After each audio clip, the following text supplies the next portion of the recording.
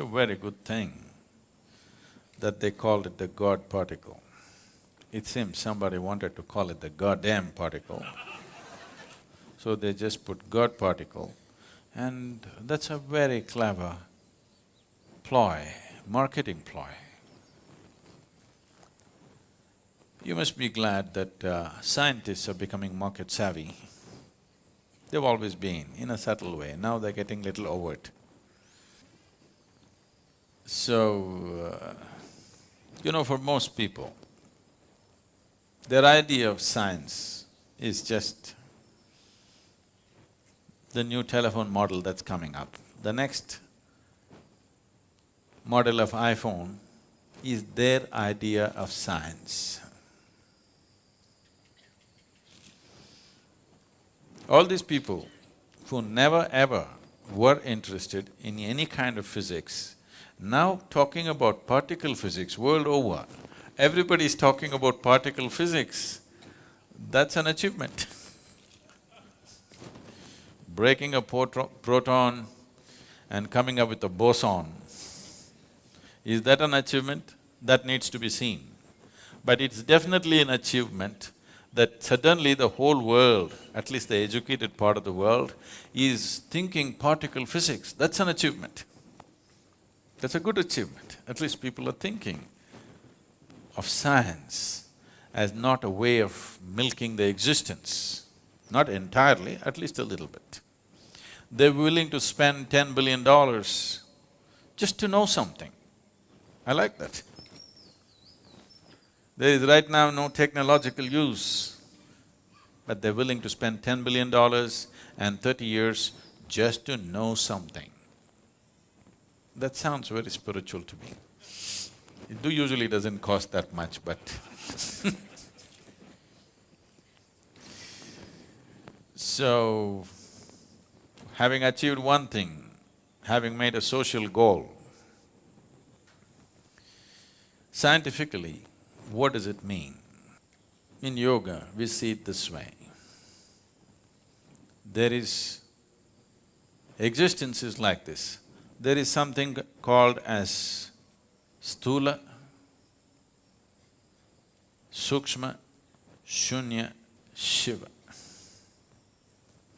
Sthula means the gross existence, physicality is sthula.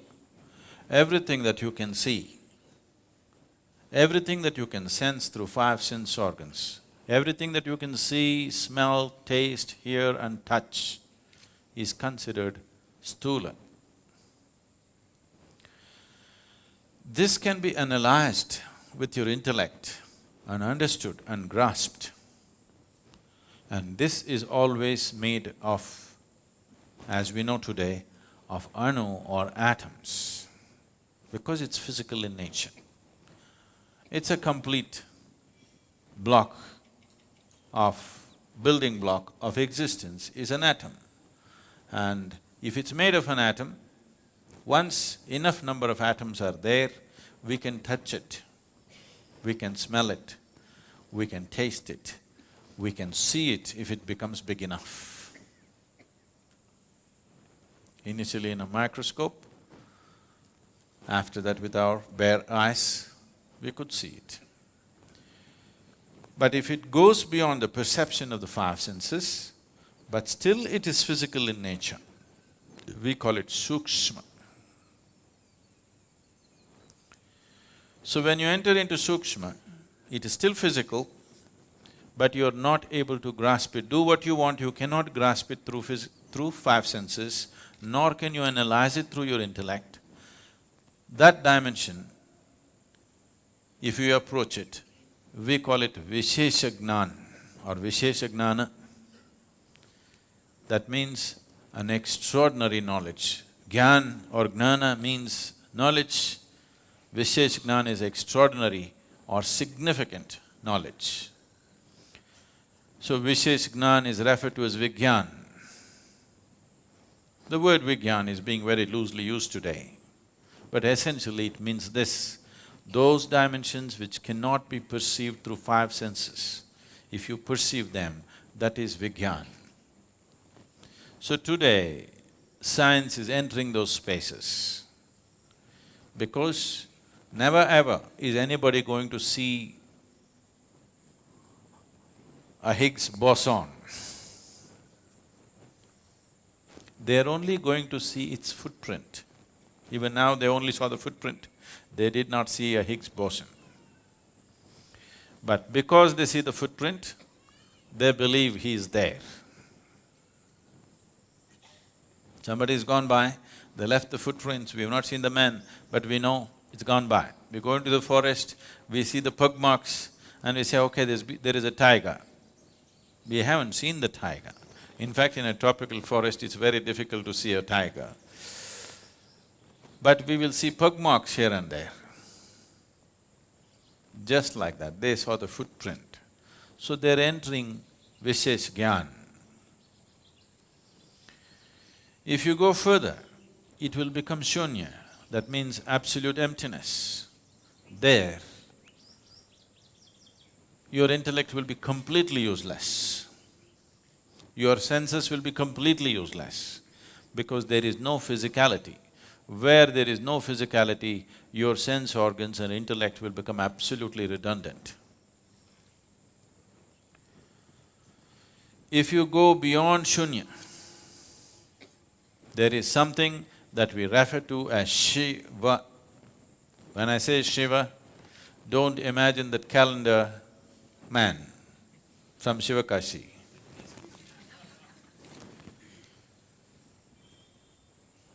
Shiva means that which is not. If you touch that which is not, we have always seen, it is not physical in nature. It is not physical in nature means it does not exist, but it is opaque. How can that be? It is not in the realm of your logical mind.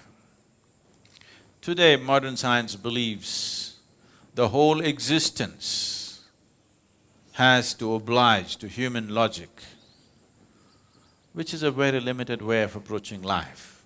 The whole existence will not oblige to human logic. You think you can fit the whole existence into your head. No, your head fits into the existence will not fit into your head. Your logic can analyze the physicality of the existence. Once you cross the physical dimension, your logic is completely out of its realm. So, because this is a dialectical culture, the same science has been expressed in story forms. I cannot go into the whole story, it's a long story. But when I told this story to one of the top scientists in the world, when I was speaking to him and I explained this, see, this is how it is, this is the nature of the existence. This is from the yogic lore, but we are always told not to believe the lore till it becomes a reality in your experience. And this is the reality in my experience. If you go like this is what will happen. So when I spoke to this very top-level scientist, who's a Nobel laureate, and I was telling him that this is what it is, there were a group of… Hello? There was a group of them, and when I explained, this is how it is within me, what do you think? They said, Sadhguru, if you can give a mathematical backbone to what you're talking, this is Nobel Prize stuff. Can you give a mathematical background? I said, I'll never bother about the mathematics. It's true for me and it has transformed everything that I am because it's true for me. Everything that I ever was changed simply because I touched this dimension within me. I don't wish to work equations for that. And anyway, Nobel Prize wouldn't mean anything to me, I would be too embarrassed by such things. So, this story, because I will make it so brief, there could be holes in it. If I make it elaborate enough, there'll be no holes in the story, it's a perfect theory. And we have proved it within ourselves that it is true.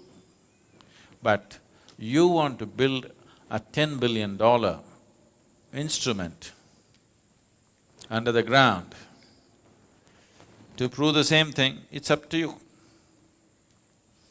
This can be experientially proved within yourself if you are willing to go into the depths of what this is. Because this is made exactly the same way the whole universe is made. If you go deep enough into this and you know how this is made, by inference, you know how everything in the universe is made. By inference. And even now, science is also only inferring. Today modern science has admitted that it's an ever-expanding universe or an endless universe. Rather, ever-expanding is a yogic term, they are calling it an endless universe. If it's an endless universe, trying to travel across the universe and find out the nature of the universe is untenable, isn't it? Simply out of question. The only way you could know the nature of the universe, nature of the creation and the source of creation is by going inward, because whatever you ate in the morning, whether it's a idli or a dosa or a banana, has been transformed into a human being in the last few hours. Nobody else can do this except the source of creation. So if the source of creation is right here, if you want to know anything about creation, isn't it the best place to consult? If you want to know anything about creation, isn't the source of creation the best place to consult? And if you had to go to heaven for this, you could give it up. If it is right here, why don't you consult? Simply because you're too enamored by your own thought. You think you are going to capture the whole universe with your thoughts. It is a foolish way to approach. The only reason why science has survived is because of technology. It keeps throwing out technologies. If no technologies were coming out of science, they were just talking about all the things that they have been talking, people would have beaten them down for the money that they spent. And it's happened in the past, when there were no technologies and people just spoke science, they were beaten down, isn't it? So, science has its value in terms of utility, but science cannot open up the existence for human experience. It will not, it can never do it, because they are going with intellect. Intellect as an instrument works only to dissect.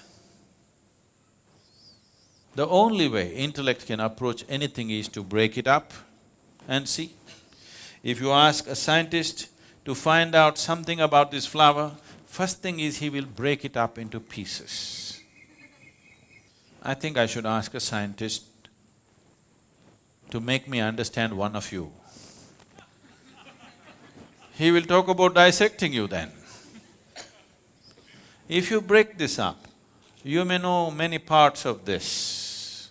You may know the structure of it, you may know the chemistry of it, but you will not know the beauty of it. You will not know the completeness of it, because the flower is an expression of a plant finding its fulfillment. It is the highest thing for the plant. For its life, this is the highest happening. It's the flowering of that life. You will not know that. You will not see the hand of the Creator in this if you break it up. But as a whole, if you are willing to pay attention, absolute attention, if in your approach you make this flower more important than yourself and keep your focus on it, you will see the whole universe in this. If you break it up, you will have petals, you will have other parts of the flower, and you will come to vulgar conclusions, and then you will learn how to make use of it. So right now, unfortunately, our approach, what we call as science, has become like this: how to use everything in the universe for our benefit. If you see a tree, in America they call it wood.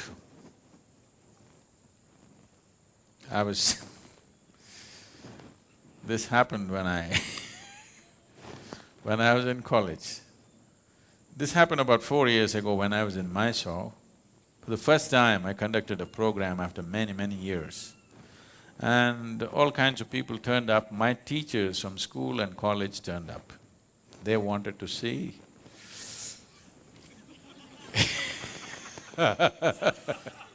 What has happened to me? So after I spoke there and we had 2-day event, and then my English teacher came and hugged me and she said, "Now I know why you wouldn't let me teach Robert Frost." I said, "Why, ma'am, why would I not let you teach Robert Frost? I like Frost." She said, "No, do you remember, you wouldn't let me teach Frost." Then I remembered. One day she came and she opened the book and she introduced Robert Frost as a glorious poet, and then she started off, "Woods are lovely, dark and deep." I said, "Stop." I said, "A man who calls a tree a wood, I don't want to listen to him." She said, "No, Robert Frost is a great poet." I said, "I don't care how great he is. A man who calls a tree a wood, I will not listen to him." I didn't let her teach. I didn't let her teach Frost. So after many years, she comes up to me and she says, "Now I know why you wouldn't let." So, if a tiger comes here now, from the mountains I mean, if you come from Sri Lanka, that's different. If a tiger comes down from the mountain, looks at you, he will think, "Wow, dinner." So you look at a tree and you think, "Wood." It's all right for a tiger to do that, because that's all he knows. But it's not all right for you to do that, isn't it? But right now, that is all science has become. Anything we see, how to make use of it. Anything we see, how to make use of it. Even an invisible atom, we won't leave. Even the goddamn boson. Already people are talking about in how many ways it could be used. We could make a boson bomb. Do you understand? If we make a boson bomb, all of you will just vanish. We don't even have to deal with your dead bodies. Yes, because you'll cease to exist, just like the boson. Instead of shooting you dead or burning you to death, if we make all the protons in your body collide with each other, you'll just vanish. You want the technology? But they will tell you, no, there could be medical uses to it. We could do this, we could do that. Yes, I know all that. But just the idea, it doesn't matter what, you cannot look at anything without thinking, in what way can I make use of it, is a very crass way to exist. With this level of existence, you will have everything and you will have nothing. This is modern life. People have everything like never before, and they got nothing in their lives. Nothing that you can call of any worth. People who have everything and cannot feel life in any significant way, when they die or when the moment of death comes, they will see that they spent these whatever number of years without living a moment, because what can I get is a sure way not to live, because from what you get you can only make a living. It's only by what you give that you make a life. So giving does not mean money or something else or something else. It is just that this moment, if you look at this tree, how totally you can give yourself to this tree, that is how intensely you know life. If you sit here and calculate, what can I get out of this tree, you will completely miss life. Completely. Life will evade you. So, this kind of science which denies you life should be restricted, if you ask me. I know I'm going to be hugely unpopular because somebody is going to Twitter and say, Sadhguru says science should be curtailed. It's all right. I'm telling you, a science which is driven just by what can I get out of it needs to be controlled a bit. Otherwise, human beings will have everything and they'll have nothing. When that is your experience, then you will destroy everything. Today, the planet is not being destroyed because of something else. It is just unbridled use of technology, isn't it? It could have been used for our well-being, but it's working against us because we have not worked the other dimensions of life. We're just going with this, what can I get, what can I get? If you go with this, there'll be no planet left after some time. But even if the planet is left, suppose we rope in another 10 planets, still it will not be enough. We will still have nothing, we'll have everything. This is my experience. Science should have been just a quest to know, not to exploit the creation. It is just a longing to know. Human longing to know wants to find expression in every possible way. Physical sciences is one of the ways, perfectly fine. But once it starts serving the masters who sponsor it, then if businesses sponsor it, they're looking for profit from it. If nations sponsor it, they're looking how to make more powerful weapons out of it all the time. You must understand this. The cutting-edge science always first becomes cutting-edge military technology. Only after that it comes down to other uses. How many lives has it taken? How many more do we want to take? That's a question.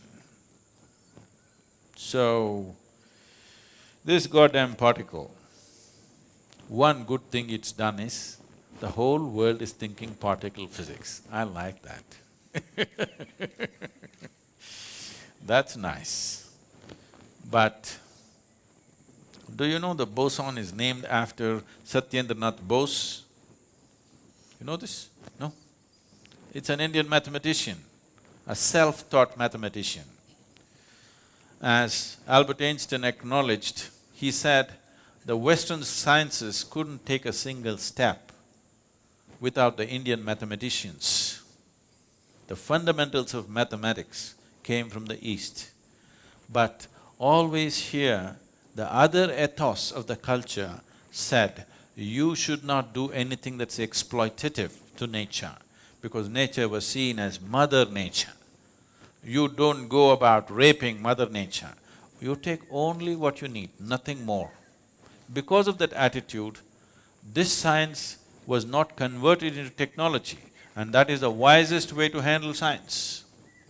Just as a quest, a tool, a way to know, and nothing beyond that, and technology must be really controlled. What is absolutely needed, that's all that should be done. This unbridled usage, already people are talking how to use the boson that they have not seen. When we can use the atom that we have not seen.